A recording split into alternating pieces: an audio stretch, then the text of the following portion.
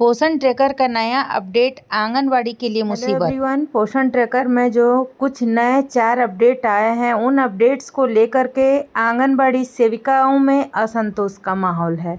असंतोष का कारण है पोषण ट्रैकर ऐप में कई ऐसी जानकारियों को भरने के लिए कहा जा रहा है जिससे आंगनबाड़ी सेविकाओं का जो है कि उनके गांव में बेहद ही बुरा हाल होने वाला है। ऐसा मैं क्यों कह रही हूँ, आप लोगों को आगे वीडियो में मैं यह पूरी जानकारी बताने वाली हूँ।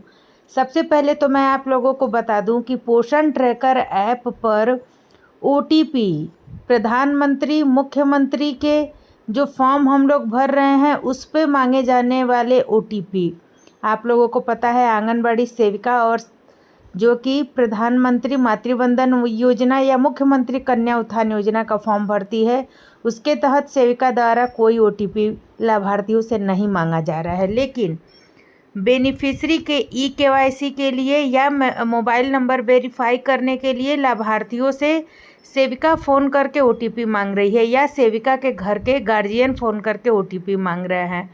ऐसी स्थिति में इसी भक में जो है कि बहुत सारे ऐसे फ्रॉड हो गए हैं इस समय कि जो अपने आप को आंगनबाड़ी सेंटर के सुपरवाइज़र, आंगनबाड़ी सेंटर के डाटा ऑपरेटर या आंगनबाड़ी सेंटर से CDPO के नाम पर ठगी का काम कर रहे हैं।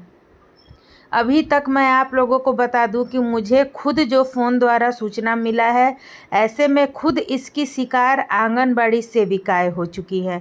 आंगनबाड़ी सेविका के बेटे के खाते से 7,000 रुपये, आंगनबाड़ी सेविका के खाते से 6,000 रुपये, इसी तरह से बहुत सारी सेविकाओं के खाते से भी जो है कि OTP मांगने के बहाने पैसे उड़ा दिया गया है। मैं आप लोगों को बता दूं कि मेरे ही परियोजना में 2-3 लाभुकों के साथ ऐसा हो चुका है और 2 सेविकाओं के साथ भी ऐसा हो चुका है।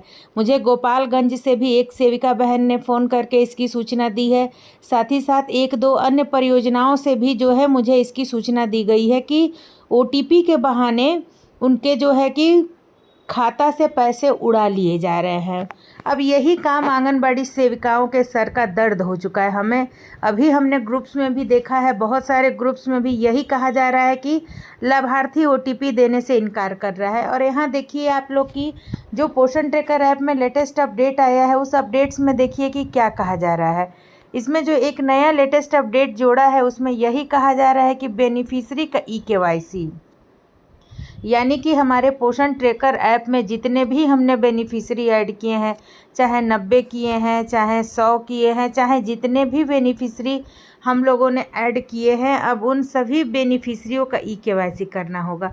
इसके पहले केवल सेविका और सहायिका का EKYC करना था, लेकिन जब यह हमारे पोषण ट्रैकर ऐप में लेटेस्ट वर्जन आया हुआ है 21.2, इसमें सभी लाभार्थियों का EKYC करना है। और देखिए EKYC करने के लिए हमें क्या करना है, जैसे कि यह बच्चा हो गया, अब इसका जब भी हम लोगों को EKYC करना है, EKYC करने के लिए हम कंप्लीट EKYC को जैसे क्लिक करते हैं उसके बाद से कन्फर्म एंड प्रोसीड करते हैं। आप लोग देखिए कि यहाँ पे जो है कि सबसे पहले मेरी पहचान, यानी कि यह जो डिजी-लॉकर ऐप है, देखिए You are about to link your DigiLocker account with Poshan Tracker application of Ministry of Women and Child Development. You will be signed up to DigiLocker account if it does not exist. यानी कि जब तक हम लोग डिजी-लॉकर को अपने phone में login नहीं करते हैं, उसके बाद जो है कि हम इस लाभार्थी का जो है कि EKYC कर पाएंगे। अब EKYC करने के लिए उसके डायरेक्ट आधार से लिंक मोबाइल नंबर पर OTP जाएगा।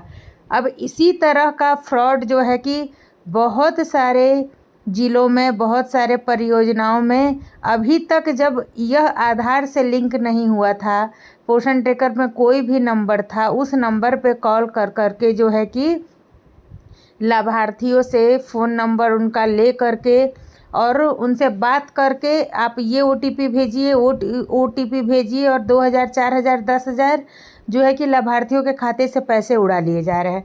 अब बताइए, जब हम लोग फिर यह काम शुरू करेंगे, प्रत्येक लाभार्थी वो भी उसके आधार में जो मोबाइल नंबर लिंक है, आप लोगों को पता है आधार से जो नंबर लिंक रहता है, यदि उसके साथ छेड़छाड़ हो तो उसके खाते से पैसा कटना ही कटना है।